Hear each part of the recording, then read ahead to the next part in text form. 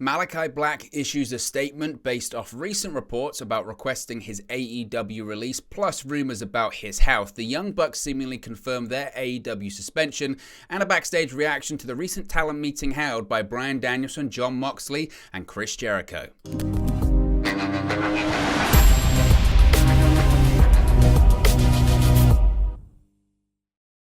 Hey guys, welcome back to Wrestling News 365. Hope everyone is doing very well. As always, there are plenty of news stories to get into in the world of All Elite Wrestling. We have to start off talking about Malachi Black. Of course, lots of discussion about the House of Black leader in recent weeks, requesting his AEW release, possibly being granted it on a conditional basis. He had 4 years left on a 5-year contract with All Elite Wrestling. There's been rumors about mental health. There's been a lot of rumors about injuries. There's been a lot of talk about Malachi Black, and seemingly enough was enough when it came to Black, because last night he posted a very lengthy statement on social media addressing the rumors of him requesting and being granted his release from All Elite Wrestling, taking shots at certain leaks and certain reports coming out addressing his health. It's a big story and I've got quite a few opinions on it, so let's get straight into it. Malachi Black has addressed his career. Now, of course, previously it had been reported, I believe it was Sean Ross Sapp of Fightful Select, around September 7, I think it was. They reported that the word among the AEW talent was that Malachi Black had finally obtained his release from the company, which was a conditional release, according to AEW sources from the company.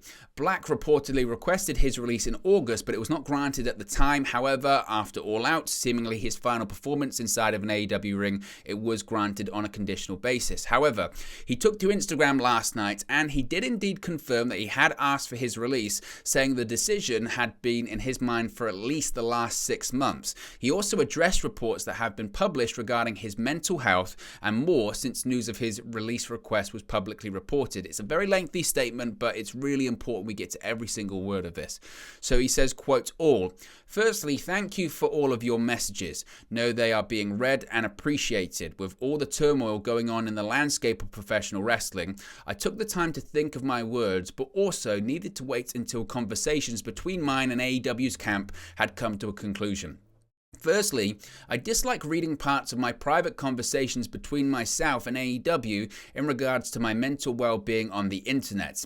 These conversations were private and not meant to be shared with the public, as by now most people realize I am a very private person and I do not feel the need to have stuff like this out on the internet.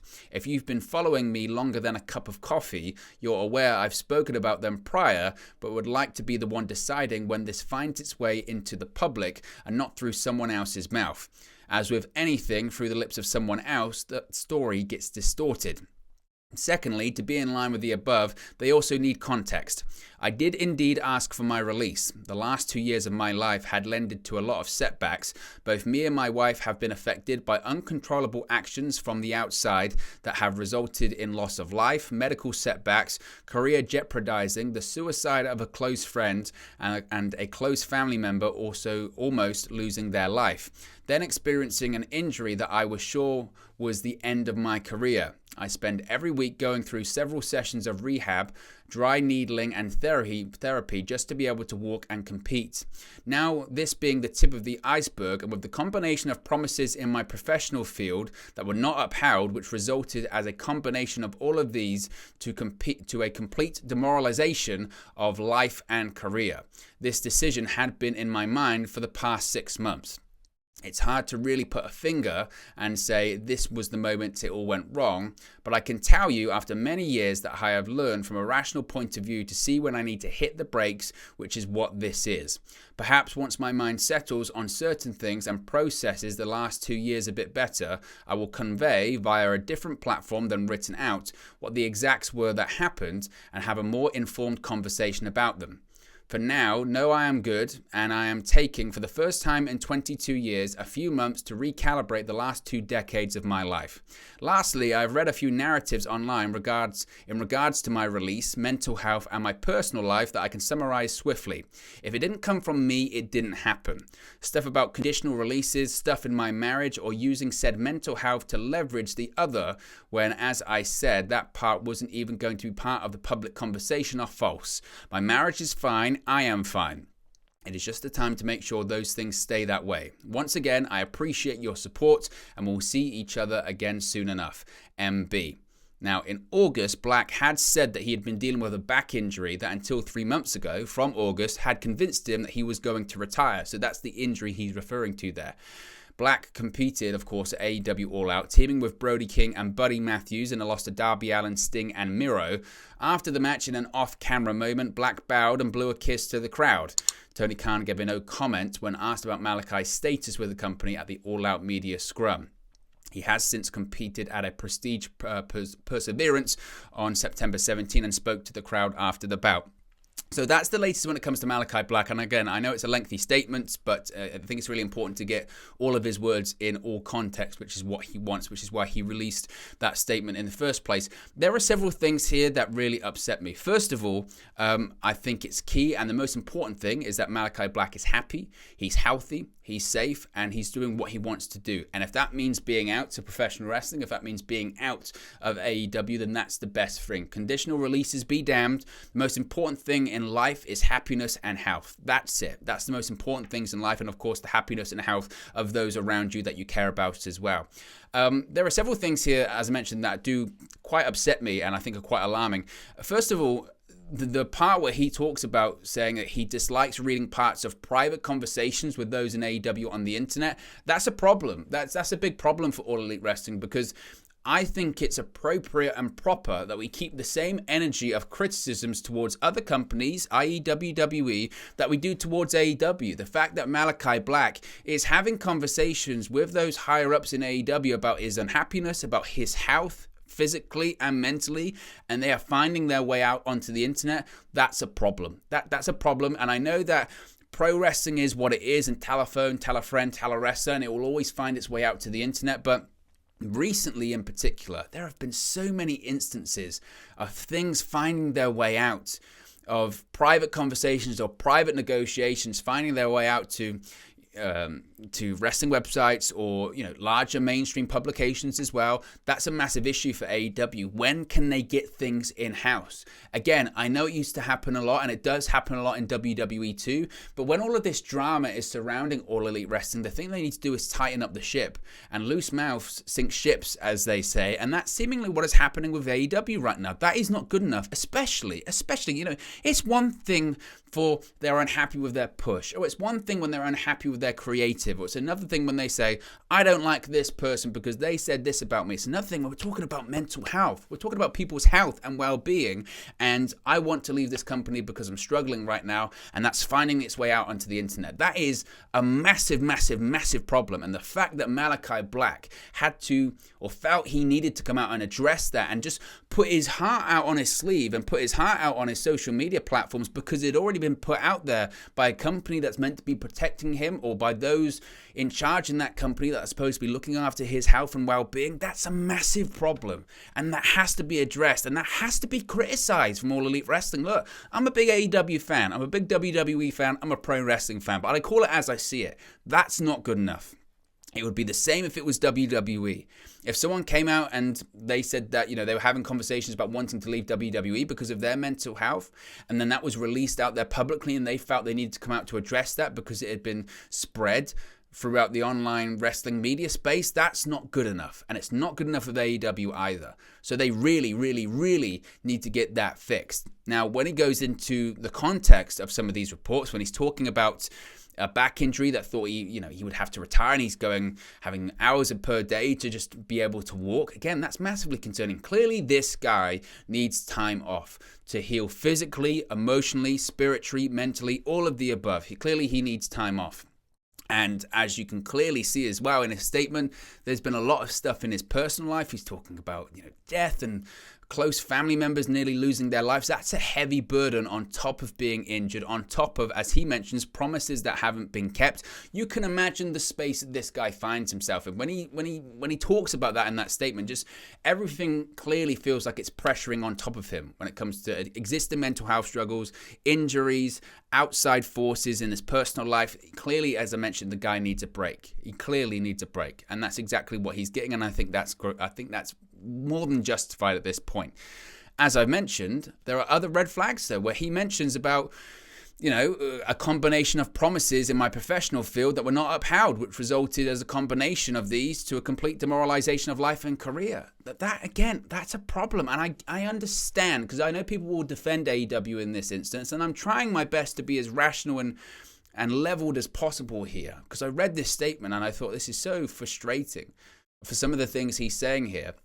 And he's somewhat vague about these promises, and as he mentions, maybe when the time's right, he'll come out and address them more in context and in more detail. But he's talking about promises not being upheld there, and he's not the first person. And again, I know that this is pro wrestling, and sometimes promises aren't kept. The promoters will always screw over the boys and girls. That's what they do. It's happened in WWE. It will still continue to happen, by the way, in WWE. There were instances in NXT when Triple H was running it, and people would leave, and they would say, Triple H promised you this, that, and the other, and it didn't work out, blah, blah, blah. That will happen in WWE. But it's also happening now in AEW. Malachi Black came in, and I think a lot of people expected Malachi Black to be maybe competing in main events, or at least high up the card. He came in, he faced off against Cody Rhodes, one of the founders of All Elite Wrestling, an EVP, a top name in that company, got 2 wins over him, 1 loss, and people thought, right, here we go, this guy is going to be what people thought he was going to be in AEW, and that's, or in WWE, which was this maybe a newer version of somewhat like The Undertaker, or a darker character, or creative character, or in AEW, finally, we were going to see Malachi Black, Tommy End, without the creative shackles that were there in WWE. We were going to see the best of him because we really liked what we saw in NXT. Imagine on a bigger level in front of a bigger audience, in terms of crowd, and in a platform where he can do what he wants. We're going to see great stuff, and we never did.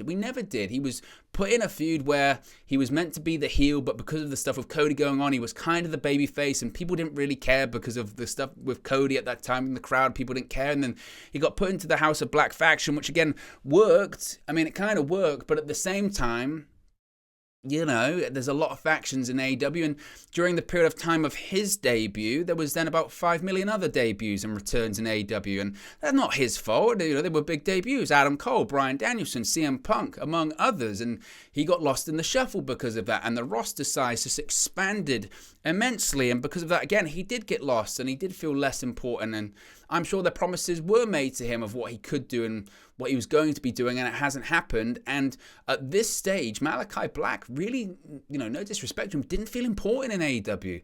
When was he really appearing on Dynamite? Not that often. When was the last time he was having singles matches? Granted, he had a back injury, so maybe that played a part in it. I don't know. But I feel like he has a right to be frustrated with his spot in AEW. And as I mentioned, the biggest red flag to me is the leaking of those conversations and promises not being held. That's a concern. So as I spoke about, my hope is that Malachi Black takes the time away that he needs.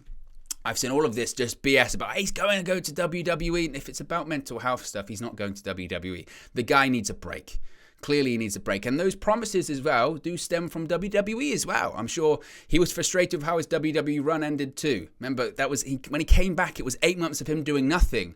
To then finally he was going to do something, and then he was released. Goes into a different company, he kind of gets a similar kind of thing. Promises not being kept. I don't blame him for being burnt out, and then all of the other stuff that was going on, injuries and personal stuff.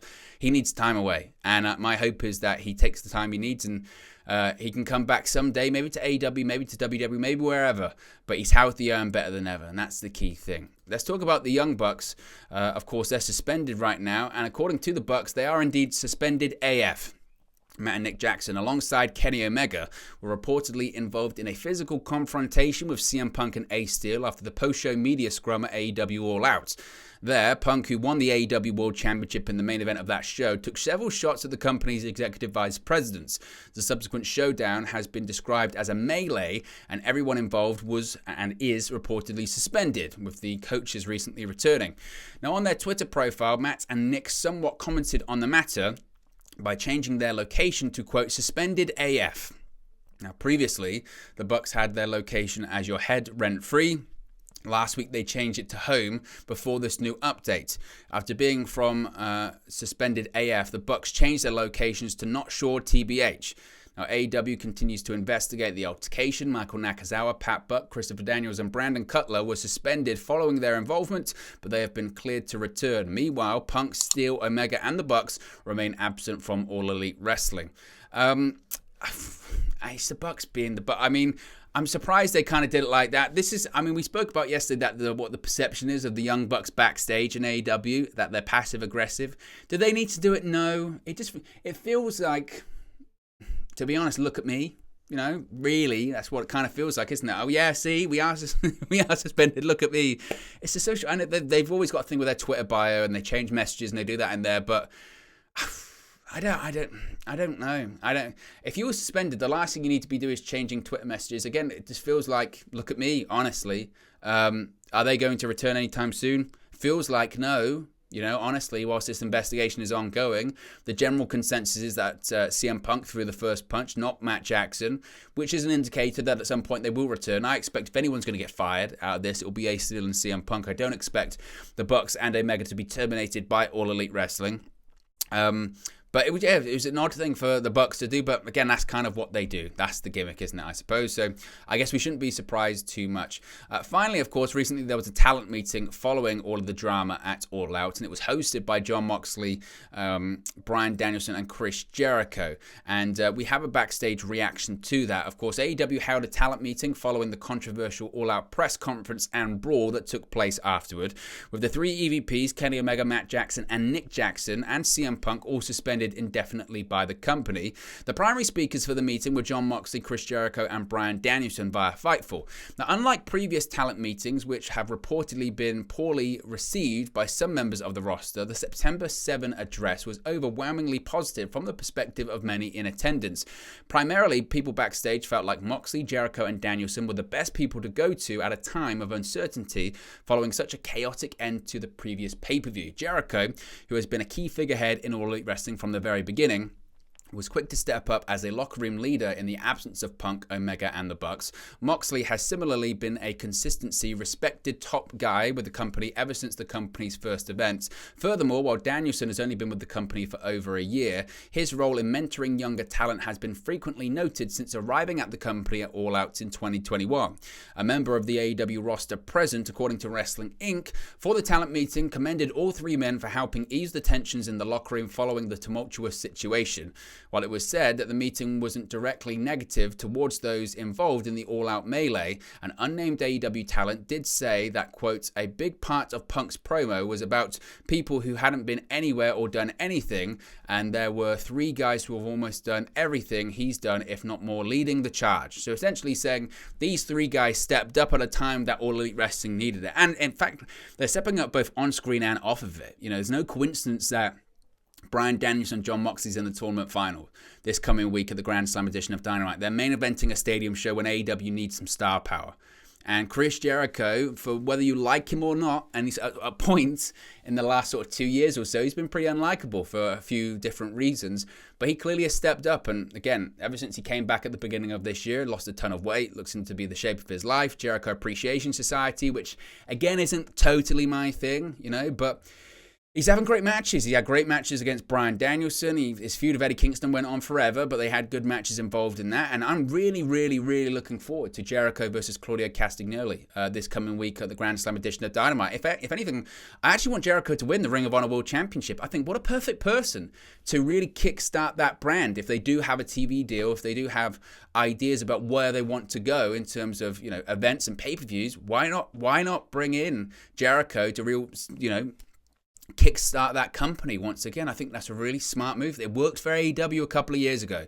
Why can't it work for Ring of Honor in 2022? And what a challenge for Chris Jericho if that's the direction he wants to go in. So I know Claudio Castagnoli's only really just won it. He won it over the summer from Jonathan Gresham, and maybe they want to have that lineage of Ring of Honor still involved. That's why they've got Samoa Joe, Claudio Castagnoli, etc. But Chris Jericho still in 2022 has that star power that maybe you just need. And maybe when pitching the show to certain networks, if you say, who's your Ring of Honor World Champion? Claudio Castagnoli. No, it's Chris Jericho. They'll go, oh, I know who Chris Jericho is. Yeah, we'll give you a 1-year TV deal. See if we can work something out. See how it does in the ratings. And again, Jericho took that as a challenge with AEW. How do you launch this company? Put it on the back of Jericho. And it worked.